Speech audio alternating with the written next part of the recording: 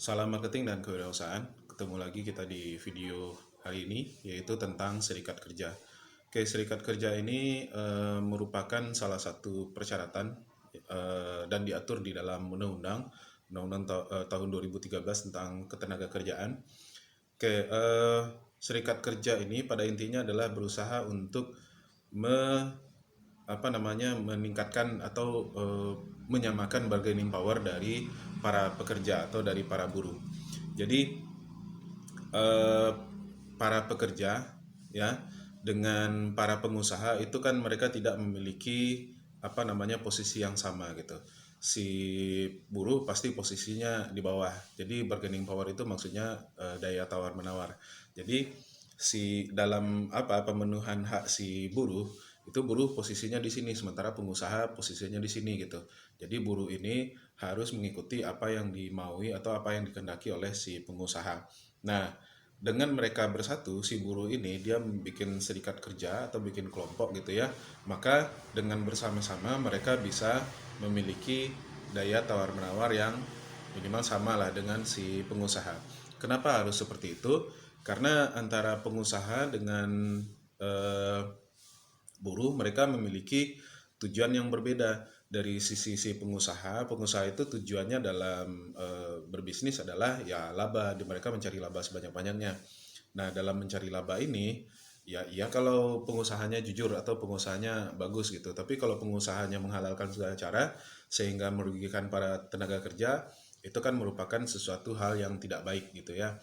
Nah, maka si pengusaha memiliki kepentingan untuk mencari laba, si buruh atau tenaga kerja mereka memiliki tujuan mencari upah ya kan, kemudian hak-hak mereka terpenuhi, hak keselamatan kerja, kesehatan dan lain-lain sebagainya. Maka supaya mereka bisa bernegosiasi atau mereka memiliki posisi yang tawar yang sama, bargaining power yang sama, maka dibikinlah serikat buruh.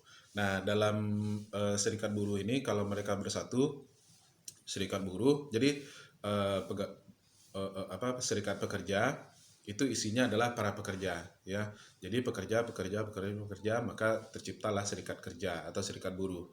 Serikat buruh kalau berkumpul lagi serikat buruh ya kan. Kemudian jadilah federasi pekerja.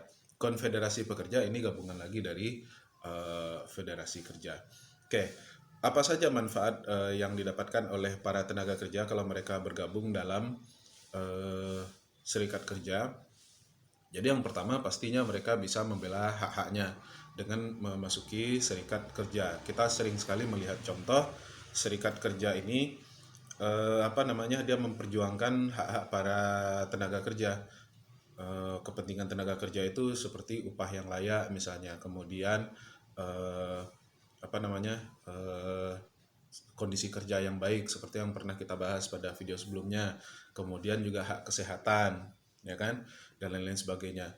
Makanya ketika pemerintah menetapkan upah minimum, baik itu upah minimum provinsi atau upah minimum regional, itu dilibatkan serikat pekerja sebagai perwakilan dari para buruh. Biasanya dalam menyusun UMP itu pihaknya ada tiga, jadi pemerintah, asosiasi industri atau asosiasi pengusaha, kemudian tambah lagi serikat pekerja. Serikat pekerja ini nanti pekerjaannya mereka karena ingin memperjuangkan hak-haknya, biasanya dia data. Jadi kebutuhan pekerja itu dalam 1 bulan apa saja dihitungnya, maka dia ajukan, kami sebagai buruh layaknya mendapatkan upah segini, nanti akan dinegosiasikan dengan pengusaha. Maka terciptalah UMP atau UMR gitu ya. Jadi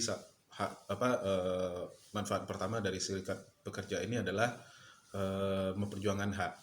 Kemudian yang kedua, serikat pekerja atau serikat buruh ini juga bermanfaat dalam memberikan bantuan hukum kepada para pekerja jika seandainya terjadi perselisihan antara pekerja eh, dengan perusahaan gitu. Banyak sekali contohnya, bisa kita baca di banyak sekali contohnya yang pernah terjadi di Indonesia gitu ya. Hak-hak pekerja itu tidak ditunaikan oleh pihak perusahaan. Nah, biasanya serikat pekerja yang turun tangan memberikan bantuan hukum kepada para pekerja. Oke. Kemudian selain itu biasanya serikat pekerja ini juga sering mengadakan pertemuan gitu, sering mengadakan pertemuan sehingga komunikasinya juga lancar, dan sering juga mengadakan pelatihan-pelatihan, ya, sering juga mengadakan pelatihan-pelatihan kepada para anggotanya sehingga banyak manfaat yang bisa diterima oleh para pekerja. Oke, jadi itu adalah manfaat dari serikat pekerja atau serikat buruh bagi para pekerja. Pertama, untuk memperjuangkan hak-haknya. Kedua, bisa mendapatkan bantuan hukum.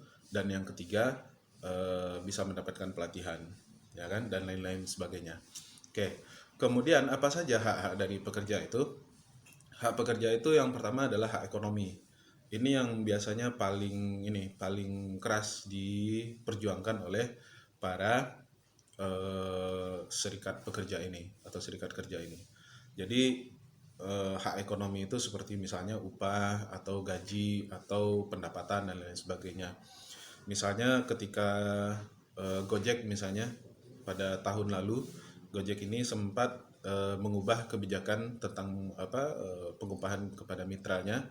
Maka kita masih ingat para serikat kerja Gojek itu, ya kan? Nah, mereka mengadakan demonstrasi supaya membela hak-hak para mitra Gojek tersebut. Nah, itu contohnya salah satu.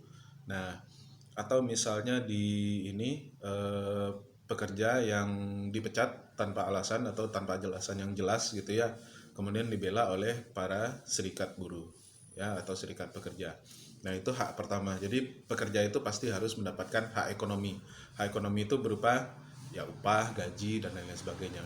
Tapi ada juga yang tidak masuk ke dalam hak ekonomi sebenarnya, seperti tunjangan hari raya atau fasilitas, ya kan. Dan lain-lain sebagainya. Kemudian hak pekerja yang kedua adalah hak politik. Ya, hak politik itu hak untuk berkumpul. Jadi membuat serikat kerja ini adalah hak para pekerja sebenarnya, nggak bisa dilarang oleh si perusahaan. Pernah ada kejadian perusahaan memecat pekerjanya atau memecat buruhnya gara-gara dia bergabung dengan asosiasi ini, gara-gara bergabung dengan serikat kerja.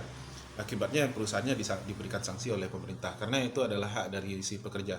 Jadi perusahaan nggak bisa melarang kalau seandainya pekerjanya itu ingin bergabung dengan serikat kerja karena itu adalah hak politiknya. Nah, yang terakhir, yang ketiga, hak dari pekerja itu adalah hak keselamatan atau hak kesehatan. Jadi tidak hanya gaji yang diberikan kepada para pegawai, tapi juga kesehatannya dijamin. Minimal perusahaan itu harus memberikan BPJS gitu ya, fasilitas BPJS. Tapi kalau tidak, eh, berarti melanggar hukum atau melanggar undang-undang. Oke, demikian saja video singkat kita kali ini mengenai serikat kerja. Mudah-mudahan bermanfaat. Salam marketing dan kewirausahaan.